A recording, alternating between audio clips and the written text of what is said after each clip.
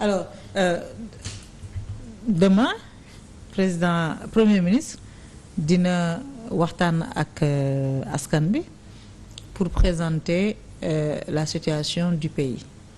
Président de la République dina présenter li nga xam ne moom mooy la grande feuille de route 2050 bi gars yi di xaar mënoo woon xaar nga apprécier ñaari fait politique et institutionnel yooyu comme ça nga mën a fixer wu définitivement sur leurs véritables intentions balaa ngay claquer la porte de Diomaye président. mais man dafa am loo xam ne moo fondé sama engagement ak lien avec l'État du Sénégal c'est la constitution. Pour man constitution dès l'instant que homme politique respecté na ko suñu ànd dina mën a cohérent dina mën a nekk dans la continuité mais liñ doon reprocher Macky Sall que l'article 27 de la constitution permettre la nga def un troisième mandat mais le premier ministre yi il n'a pas fait sa déclaration de politique générale te loolu constitution bi daf ko demander pour man c'est une fausse note parce que constitution waruñu ko désacraliser c'est sacré. La constitution dafa ne le premier ministre nommé fait sa déclaration de politique générale. Le règlement intérieur de l'Assemblée est dans les 3 mois. Règlement intérieur de l'Assemblée c'est un texte d'application fonctionnement local de l'Assemblée mais c'est la constitution qui prime loolu c'est sacré.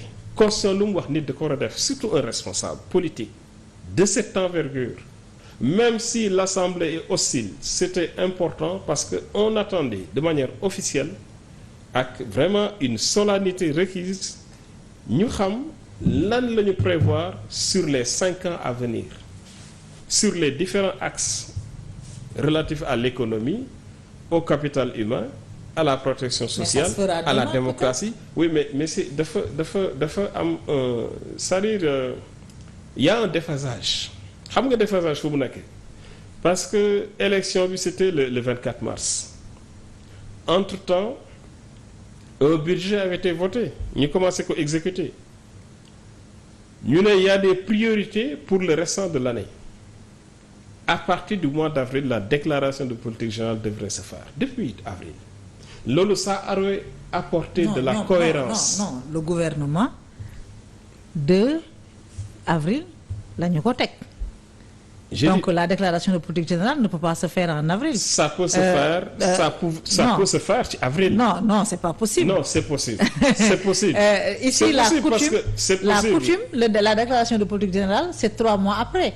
Alors avril, mai, juin. C'est pour donner un délai. Le délai est maximal. Mais il y a déjà le programme Diomaye président. Loolu doy na ci déclaration de politique générale. Pour articuler tout ça, une déclaration de politique générale, c'est la déclinaison d'une vision. Le projet que j'ai lu, il y a déjà une articulation avec les axes. Mais loolu déclaration de politique générale. Attention Charles. Si, c'est possible. Le programme Diomaye président mënul def office de déclaration de politique générale parce que c'est un programme que vous avez proposé aux Sénégalais ñu valider ko. Mais vous retrouvez la réalité de l'État, la réalité de la gestion et du fonctionnement de l'État. Ça n'a pas changé. Boo lirez le SN 50, ça n'a pas changé.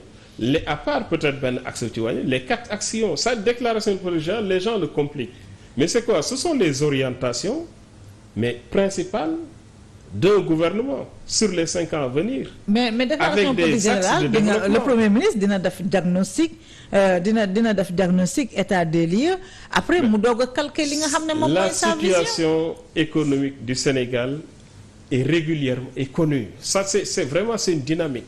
amul mois boo xam ne les services du ministère des Finances duñu la defal situation c'est-à-dire on a l'habitude de tirer en longueur ak ay déclarations de on prend trop de temps alors que c'est pas aussi compliqué pourquoi parce que dafa am loo xam ne da nga koy def nga jéggi ko boo defoon déclaration de politique générale fin avril au plus tard mais tu pouvais commencer à travailler parce qu'il y a des urgences population yaa ngi xaar mais les gens ont commencé à douter en se disant est-ce que projet bi am na les gens se posaient la question gisuñu projet bi il y a eu une sorte de stéréotype projet bi amul finalement. projet bi am na wala yow projet bi am na.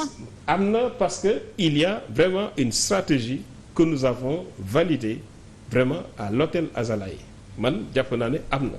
Le document est là, visible, et il y a les orientations stratégiques. Loolu, ça pouvait servir de support pour une déclaration de politique générale. Je ne sais pas ce qui s'est passé et pourquoi il n'y a pas eu cette déclaration, parce que peut-être l'Assemblée était hostile, il y avait des calculs politiques, mais dama jàpp ne c'était un exercice obligatoire à faire. Mais et ça aurait permis de glisser sur la loi de finances rectificative au mois de juin. Et on aurait gagné du temps.